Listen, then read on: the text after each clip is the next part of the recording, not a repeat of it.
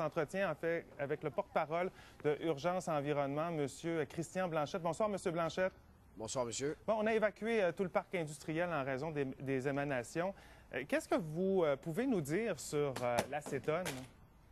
L'acétone est un solvant et une des particularités, c'est au niveau de l'explosivité. Dans le cas présent, effectivement, on a eu un gros explosion. Tant qu'aux fumées de combustion, c'est eux qui nous concernent un peu plus là, par rapport à la toxicité.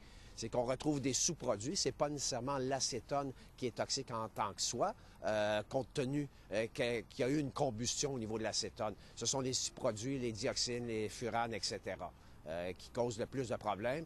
Et quand on est arrivé avec l'énorme panache de fumée noire qu'on avait, c'est ce qui nous inquiétait. Par contre, les vents ont été très à notre avantage là, pour dissiper le tout dans l'atmosphère. On vous parlait de toxicité de ce nuage. Est-ce que c'est une toxicité qui a une longue durée ou c'est pour quelques minutes?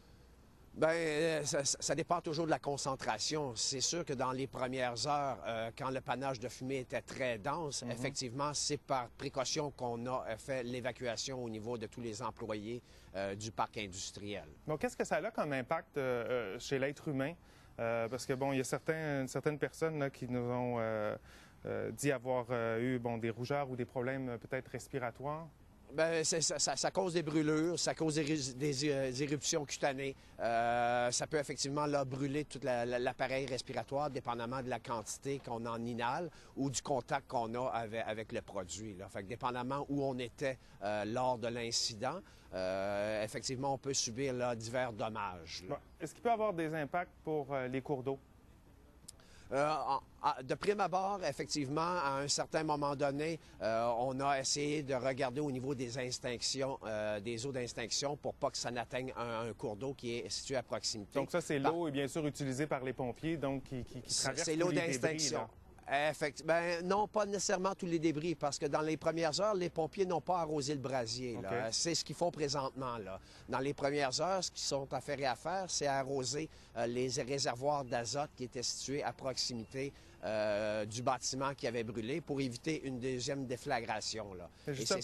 Oui. Justement, l'azote, on craignait toute la fin de journée qu'il y ait une seconde explosion. Quels pourraient être les impacts d'une explosion d'azote? Bien, c'est sensiblement la même chose qui s'est passée là, avec l'acétone. C'est l'explosion, là, finalement, là, qui est dans un premier cas là, très dangereuse. Là. Et avec la boule de feu que ça fait, ben, c'est les dommages que ça fait, que ça aurait pu causer. Là. Et c'est pour ça que par prévention, on s'est affairé là, à arroser, ce qu'on fait encore là, présentement pour tenir là, la température là, au minimum au niveau de ces réservoirs-là.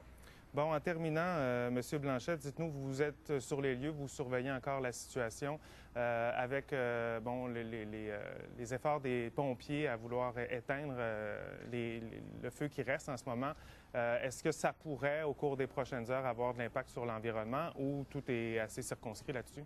Bien, c'est clair qu'au niveau de l'impact sur l'environnement, c'est sûr que ça a un impact. En premier lieu, ça affecte au niveau de la qualité de l'air. Par contre, nous, notre intervention, la première, ça a été de sécuriser les personnes, à savoir si au niveau des résidences, il n'y avait pas trop de résidences dans le secteur qui auraient été affectées, etc. Et c'est une des raisons pourquoi on a fait l'évacuation. Au niveau de la qualité de l'air, bien évidemment, là, que ça l'affecte de façon permanente à ce niveau-là. Par contre, il y a peu de moyens là, pour y remédier. Au niveau de l'eau, actuellement, les eaux d'extinction sont contenues dans un marécage derrière, donc il n'y a rien qui se rend au cours d'eau là, comme on avait appréhendé dans un premier temps.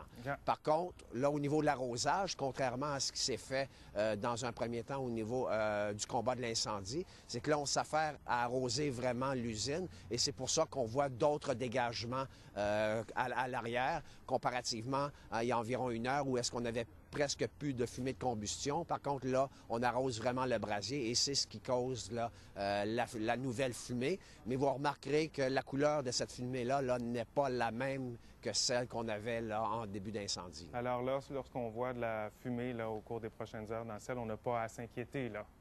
Bien, c'est tout à fait normal. Là. On est en train d'arroser, là, on est en train d'arroser le feu, là, avec la température qu'on a aussi. Là, non, on n'aurait pas à s'inquiéter. Là. Le gros a été fait. Les pompiers sont en maîtrise de la situation. C'est sûr que le feu n'est pas complètement maîtrisé, mais la situation est tout à fait sous contrôle. Des prochaines heures. Monsieur Blanchette, merci beaucoup pour ces précisions.